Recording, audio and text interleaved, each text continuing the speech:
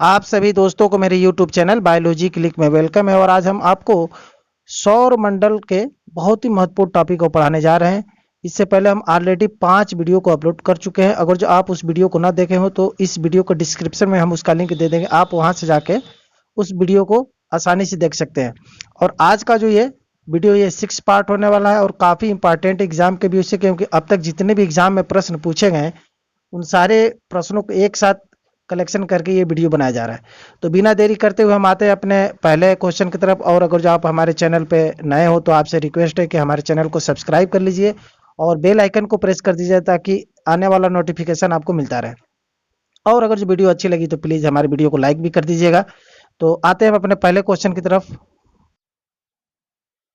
आज का हमारा पहला क्वेश्चन 151 से स्टार्ट होगा। टोटल नंबर ऑफ क्वेश्चन 30 होंगे पहले की वीडियो की तरह। और पहला प्रश्न दिया है कि निम्नलिखित में से कौन सा ग्रह सूर्य और पृथ्वी, देख रहे हैं यहाँ पे, दोनों से सर्वाधिक दूरी पे है। ऑप्शन दे रखा है बुध, मंगल, नेपच्यून और शनि। इसका जो सही ऑप्शन होगा वो हो जाएगा ऑप्शन सी, नेपच्यून। अभी आपको हम इसको फिगर में दिखा रहे हैं। पहले ये समझिए कि ये जो प्लैनेट है इसी को हम नेपच्यून या वरुण कहते हैं। अब इसके बारे में थोड़ा सा हम आपको जूम करके दिखा दे रहे हैं कि एक्चुअली ये सूरज और पृथ्वी दोनों से दूर ये कैसे है। आप यहाँ पे देख रहे हैं,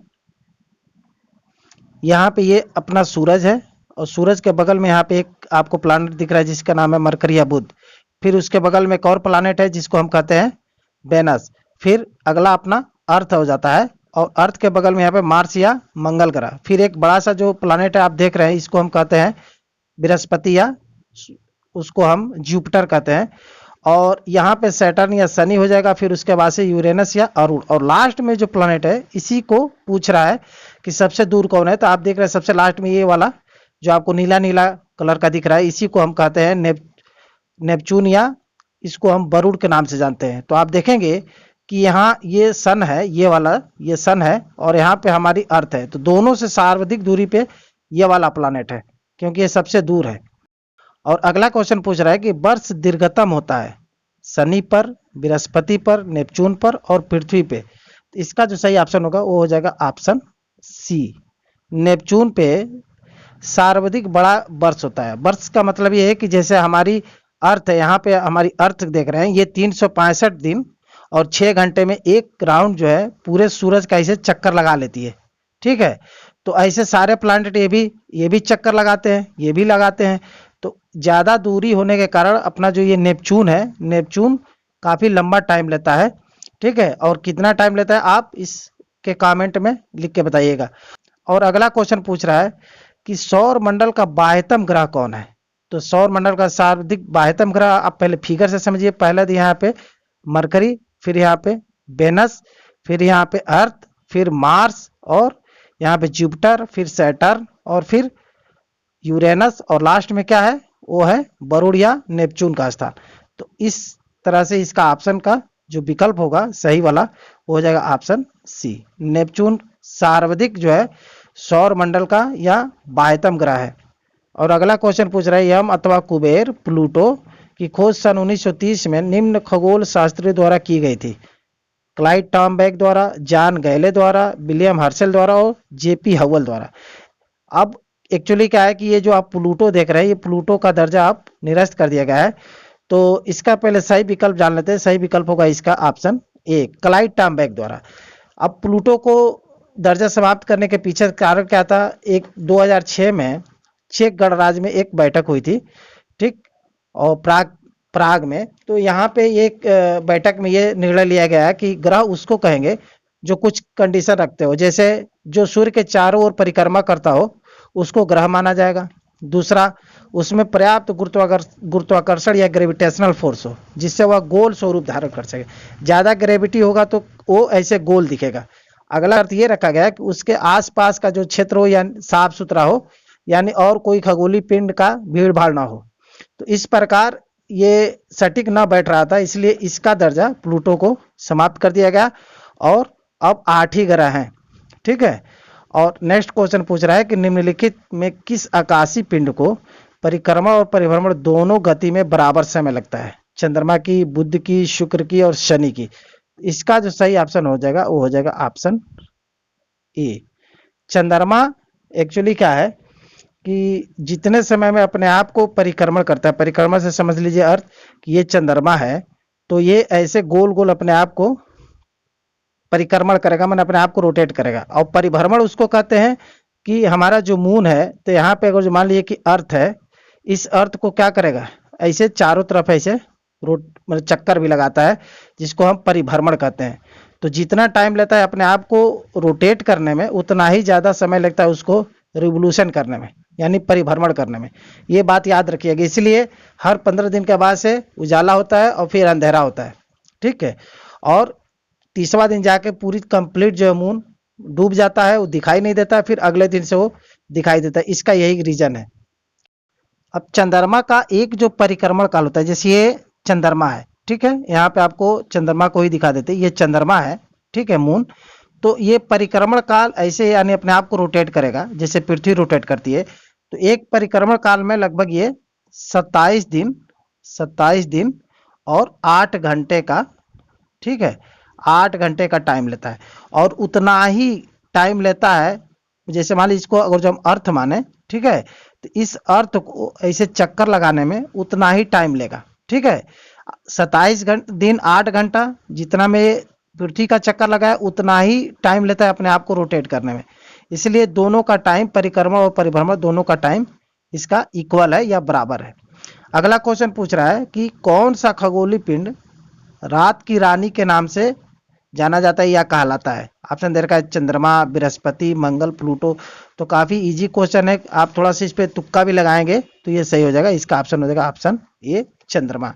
रात की रानी के नाम से चंद्रमा को जाना जाता है। और 157 नंबर क्वेश्चन पूछ रहा है कि पृथ्वी से दिखने वाली चंद्रमा की सतह उसकी कुल सतह का कितना प्रतिशत है। अभी जितना हम चंद्रमा देखते हैं उसका टोटल हमें सरफेस दिखाई देता है, उसके बारे में पूछ रहा है कितना दिखाई देता है। तो उस ऑप्शन दे रखा है यहाँ पे 33%, 59%, 69% और 70%। इसका सही ऑप्शन होगा, हो जाएगा ऑप्शन बी, 59%। टोटल सरफेस का जो मून का सरफेस है उसका हमें टोटल केवल 59% ही दिखाई देता है, बाकी हमें दिखाई नहीं देता है। और अगला क्वेश्चन पूछ रहा है कि क्लेवियस निम्नलिखित में से क्या है। बृहस्पति का एक उपग्रह है, चंद्रमा पर स्थित सबसे बड़ा क्रेटर है, जल मार्ग से पूर्ण ग्लोब का सर्वप्रथम चक्कर लगाने वाला इटली नाविक है, इटली का नाविक है, या उपयुक्त में से कोई नहीं। तो इसका जो सही ऑप्शन होगा वो हो जाएगा ऑप्शन चंद्रमा पर स्थित सबसे बड़ा क्रेटर, ऑप्शन बी, ठीक है। चंद्रमा जो होता है उस पे ऐसे कुछ गड्ढे ऐसे दिखाई देते हैं, उसी गड्ढे को क्रेटर कहा जाता है। और अगला क्वेश्चन पूछ रहा है कि पृथ्वी एवं चंद्रमा के बीच स्थित अंतरिक्ष किस नाम से जाना जाता है। जैसे यहाँ पे पृथ्वी है और यहाँ पे क्या है, चंद्रमा है, ठीक है। ये मून हो गया और ये अर्थ हो गया। तो पूछ रहा है इनके बीच में जो ये डिस्टेंस है यानी आकाश है, उस अंतरिक्ष के बारे में पूछ रहा है, उसको किस नाम से जाना जाता है। अंत अंतरिक्ष के बारे में, बाह्य अंतरिक्ष के बारे में, सिसलूनर कहा जाता है, या इनमें से कोई नहीं। इसका जो सही ऑप्शन होगा वो हो जाएगा ऑप्शन सी, सिसलूनर। यानी पृथ्वी और चंद्रमा के बीच जो स्थित अंतरिक्ष है उसको हम सिसलूनर के नाम से जानते हैं। काफी इंपॉर्टेंट क्वेश्चन है। और 160 नंबर क्वेश्चन पूछ रहा है कि निम्नलिखित में से कौन सूर्य का ग्रह नहीं है। तो जाहिर सी बात है, बुध है, शुक्र है और नेपच्यून, ये तीनों क्या है, ये सूर्य के ग्रह या प्लैनेट है। जबकि चंद्रमा किसका ग्रह है, सॉरी, चंद्रमा जो है पृथ्वी का उपग्रह है, ग्रह नहीं है, ये सैटेलाइट है पृथ्वी का। तो ऑप्शन हो जाएगा सी। नेक्स्ट क्वेश्चन पूछ रहा है कि पृथ्वी का एकमात्र उपग्रह है। तो पृथ्वी का एक ही उपग्रह है जिसका नाम है, ऑप्शन यहाँ पे दे रखा है बी, चंद्रमा, ठीक है। नेचुरल सैटेलाइट है पृथ्वी का चंद्रमा। और अगला क्वेश्चन है कि शांत समुद्र और तूफानों का महासागर निम्न में से कहाँ स्थित है। चंद्रमा पे, वरुण पे, बृहस्पति पे या शनि है। तो इसका जो सही ऑप्शन होगा वो हो जाएगा ऑप्शन ए, चंद्रमा पे शांत समुद्र और तूफानों का महासागर है, ठीक है। और नेक्स्ट क्वेश्चन पूछ रहा है, काफी इंपॉर्टेंट है, कि सी ऑफ ट्रांक्विलिटी कहाँ पे है। पृथ्वी पे, सूर्य पे, जुपिटर पे, चंद्रमा पे। ये एमपीपीसीएस प्री में पूछा गया प्रश्न है। तो इसका भी सही ऑप्शन होगा ऑप्शन डी, चंद्रमा। चंद्रमा पे सी ऑफ ट्रांक्विलिटी है। और अगला क्वेश्चन पूछ रहा है कि चंद्रमा पृथ्वी का एक चक्कर कितने दिनों में लगाता है। ठीक है, काफी इंपॉर्टेंट क्वेश्चन है। 28.1 दिन लगभग में पूछ रहा है, और 27.3 दिन, और 30.2 दिन, और 28.3 दिन। ठीक है, तो इसका जो सही ऑप्शन हो जाएगा ऑप्शन 27.3 दिन, यानी ऑप्शन यहाँ पे देखिए सी थोड़ा सा जो है ऊपर नीचे हो गया है, विकल्प जो है टाइपिंग करने में मिस्टेक हो गया है, तो इसका ऑप्शन होगा 27.3 दिन।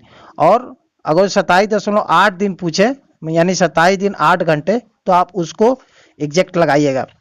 और नेक्स्ट क्वेश्चन पूछ रहा है चंद्रमा से पृथ्वी तक प्रकाश पहुंचने में कितना समय लगता है या लेता है। ठीक है, 1 सेकेंड, 2 सेकेंड से अधिक, 1 सेकेंड से कम, और 2 सेकेंड से कम। ये काफी इंपॉर्टेंट है। तो ये देखिए 2 सेकेंड से भी कम समय में जो चंद्रमा है वहां से जो लाइट है पृथ्वी तक आ जाती है। और अगला क्वेश्चन पूछ रहा है कि निम्नलिखित में से किस आकाशीय पिंड को पृथ्वी पुत्र कहा जाता है। ठीक है, जैसे बुध को, शुक्र को, चंद्रमा को, मंगल को। ऑप्शन इसका हो जाएगा ऑप्शन सी। चंद्रमा को पृथ्वी का पुत्र कहा जाता है क्योंकि पृथ्वी का वो सैटेलाइट है। और अगला क्वेश्चन पूछ रहा है बृहस्पति का द्रव्यमान, यानी जुपिटर जो प्लैनेट है उसका पूरा द्रव्यमान पूछ रहा है कितना है लगभग। सूर्य के द्रव्यमान का 10वां भाग, सूर्य के द्रव्यमान का 1000वां भाग, और सूर्य के द्रव्यमान का 100वां भाग, और सूर्य के द्रव्यमान का आधा। यह एसएससी 2011 में पूछा गया क्वेश्चन है। इसका जो सही ऑप्शन होगा वो हो जाएगा ऑप्शन बी। सूर्य के द्रव्यमान का 1000वां भाग बृहस्पति का द्रव्यमान है। और नेक्स्ट क्वेश्चन पूछ रहा है कि आकाश का सबसे चमकदार तारा है प्रॉक्सिमा सेंचुरी, वार्नाड, नेबुला, सिरियस। इसका जो सही ऑप्शन होगा ऑप्शन डी। सिरियस जो है सर्वाधिक चमकदार स्टार या तारा है। अगला क्वेश्चन पूछ रहा है हैली धूमकेतु का आवर्त काल होता है 66 वर्ष, 76 वर्ष, 86 वर्ष, और 96 वर्ष। इसका जो सही ऑप्शन होगा वो हो जाएगा ऑप्शन बी 76 वर्ष। यहाँ पे आप देख रहे हैं जो धूमकेतु है हैली, उसका जो आवर्त काल है वो 76 वर्ष है। और 170 नंबर क्वेश्चन पूछ रहा है कि सूर्य को छोड़कर पृथ्वी के सर्वाधिक निकट स्थित तारे का प्रकाश को पृथ्वी तक पहुंचने में कितना समय लगता है। ठीक है, यानी सूर्य से जो को छोड़ के और जो अन्य तारे हैं, सूर्य भी एक तारा ही है, तो अन्य तारे को पूछ रहा है जो ज्यादा नजदीक होगा उससे कम से कम समय कितना लगता है प्रकाश आने तक पृथ्वी में। 4.5 घंटा, 4.5 दिन, 4.5 माह, और 4.5 वर्ष। इसका जो सही विकल्प होगा वो हो जाएगा 4.5 वर्ष, यानी ऑप्शन डी। 4.5 वर्ष में कहीं कहीं एग्जाम में पूछा है 4.2 वर्ष, तो जो 4.2 वर्ष या 4.5 वर्ष होगा उसी विकल्प को आप टिक करिएगा। उतना समय ले लेता है सूर्य जो प्रकाश है उसको पहुंचने में पृथ्वी तक। और अगला क्वेश्चन पूछ रहा है कि मंगल एवं बृहस्पति ग्रहों के मध्य सूर्य की परिक्रमा करने वाले खगोलीय पिंड को कहते हैं। यहाँ पे ये मंगल है और एक यहाँ पे बृहस्पति, इन दोनों के बीच में ऐसे कुछ और भी खगोलीय पिंड होते हैं छोटे छोटे। ठीक है, तो ये जैसे रोटेट करता है ना मंगल, ये मंगल है और ये क्या है बृहस्पति है। ठीक है, इसको हम जुपिटर कहते हैं। तो दोनों ये जैसे अगर जो रोटेट कर रहे हैं ऐसे ऐसे, तो उसी के साथ ये छोटे छोटे पिंड भी रोटेट करते हैं। पूछ रहा है कि ये खगोलीय पिंड को क्या कहते हैं, धूमकेतु कहते हैं, उल्का पिंड कहते हैं, उल्का कहते हैं, या क्षुद्र ग्रह कहते हैं। तो इसका जो सही ऑप्शन होगा वो हो जाएगा ऑप्शन डी, क्षुद्र ग्रह। ऐसे कुछ पिंड होते हैं जो मंगल और बृहस्पति ग्रहों के बीच में होते पाए जाते हैं, और इन्हीं प्लैनेट के साथ साथ वो भी सूरज का चक्कर लगाते हैं, उनको हम क्षुद्र ग्रह के नाम से जानते हैं। और अगला क्वेश्चन पूछ रहा है क्षुद्र ग्रह जिन ग्रहों के बीच पाए जाते हैं। देखिए उसी क्वेश्चन को यहाँ पे घुमा के पूछ दिया है, मंगल और शुक्र, बृहस्पति और शनि, मंगल और बृहस्पति, शनि और अरुण। तो इसका सही ऑप्शन होगा मंगल और बृहस्पति। अभी इसके पहले वाले क्वेश्चन में इसी के बारे में पूछा था। और अगला क्वेश्चन पूछ रहा है कि सर्वप्रथम खोजा गया क्षुद्र ग्रह है, ठीक है, सीरस, प्लास, जूनो या वेस्टा। तो इसका जो सही ऑप्शन होगा वो हो जाएगा ऑप्शन ए, सीरस। सीरस जो है सर्वप्रथम खोजा गया क्षुद्र ग्रह था। और ये थोड़ा सा लंबा क्वेश्चन है, इसको हम देखते हैं कि धूमकेतु की पूंछ जो होती है सूर्य से परे दृष्ट होती है, यानी अगर इधर सूरज है और यहाँ पे कोई धूमकेतु ऐसे छोटे छोटे ऐसे पिंड के ऐसे जो है एक तरह से बादल कह सकते हैं, ये सारे चक्कर लगाते हैं सूरज का। ठीक है, प्लैनेट के साथ साथ वो भी चक्कर लगाते हैं। इनकी ऐसे कुछ पूंछ ऐसे निकली होती है, ये ऐसे कुछ पूंछ टाइप के ऐसे निकला होता है। तो पूछ रहा है उनकी जो पुच्छ होती है वो सूरज से थोड़ा परे दृष्ट होती है, मैंने सूरज से दूर होता है। अब ऑप्शन यहाँ पे दे रखा है पहला कि जैसे जैसे धूमकेतु सूर्य के चारों ओर घूर्णन करता है वैसे वैसे उसका हल्का द्रव्यमान केवल अपकेंद्री बल के कारण दूर विक्षिप्त या क्षिप्त हो जाता है, पहला। दूसरा पूछ रहा है जैसे जैसे धूमकेतु घूर्णन करता है उसका हल्का द्रव्यमान उसकी पुच्छ की दिशा में स्थित किसी तारे द्वारा आकर्षित हो जाता है। और सी पूछ रहा है कि सूर्य द्वारा उत्सर्जित जो विकिरण है धूमकेतु पर भैज दाब डालता है जिससे उसकी पुच्छ सूर्य से दूर क्षिप्त हो जाता है।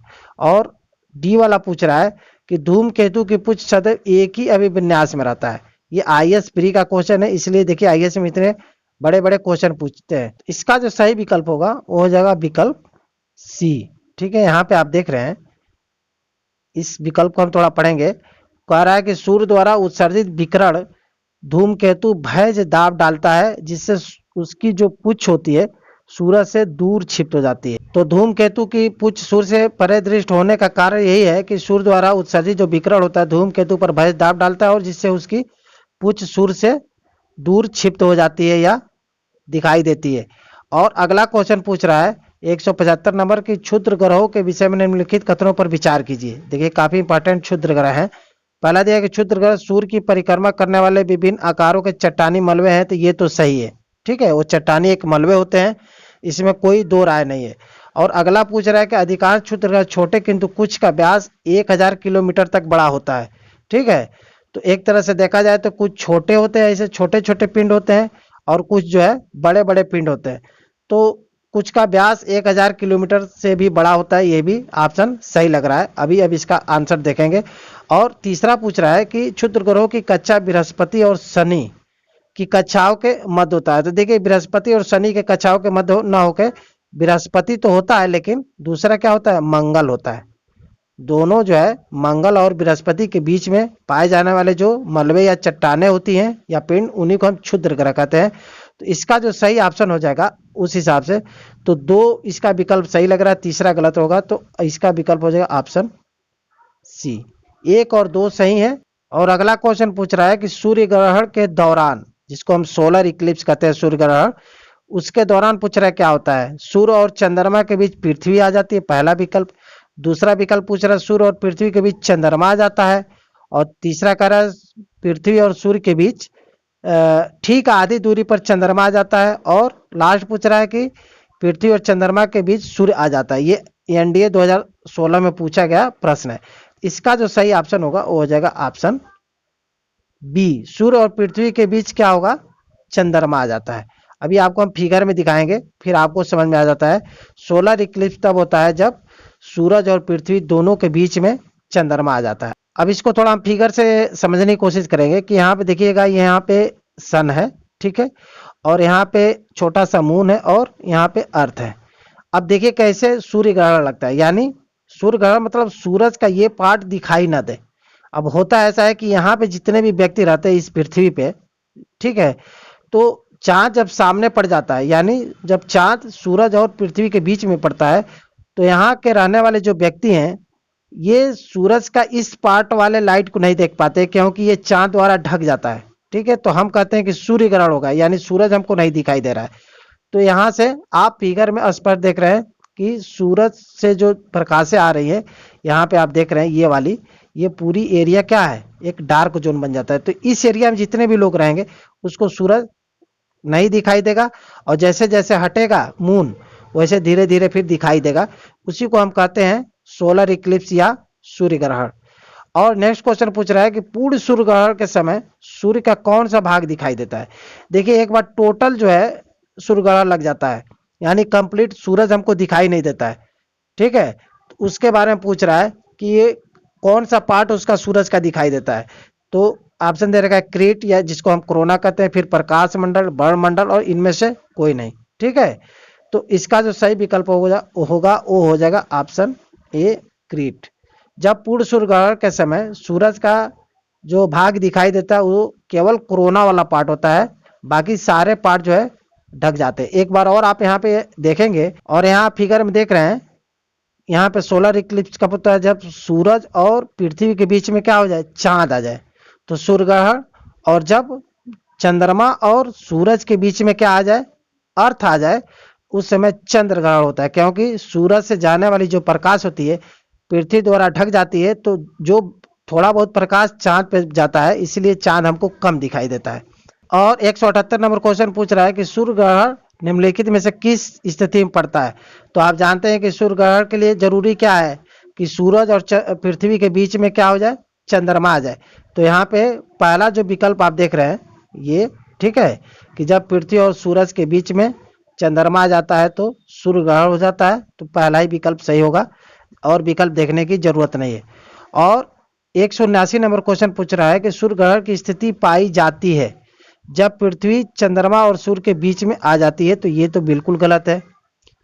अगला दिया है कि जब चंद्रमा सूर्य और पृथ्वी के बीच आ जाती है, तो ये वाला क्या है, ये सही है। जब चंद्रमा पृथ्वी और सूर्य के बीच में आ जाती है तो उसे उस समय सूर्य ग्रहण होता है। अब अगला एक और इसमें क्वेश्चन घुसा दिया है। पहला पूछ रहा है एक और कि तीसरा नंबर, जब अमावस्या का दिन होता है तब सूर्य ग्रहण लगता है या जब पूर्णिमा का दिन होता है। तो ये काफी कॉम्प्लिकेटेड हो गया है। एक तो समझ में आ रहा है, बाकी दो विकल्प नहीं समझ में आ रहे हैं। इसका जो सही विकल्प होगा होगा विकल्प सी, 1 और 3 सही है। यह जब अमावस्या के दिन होता है, ठीक है, तब सूर्य ग्रहण होता है।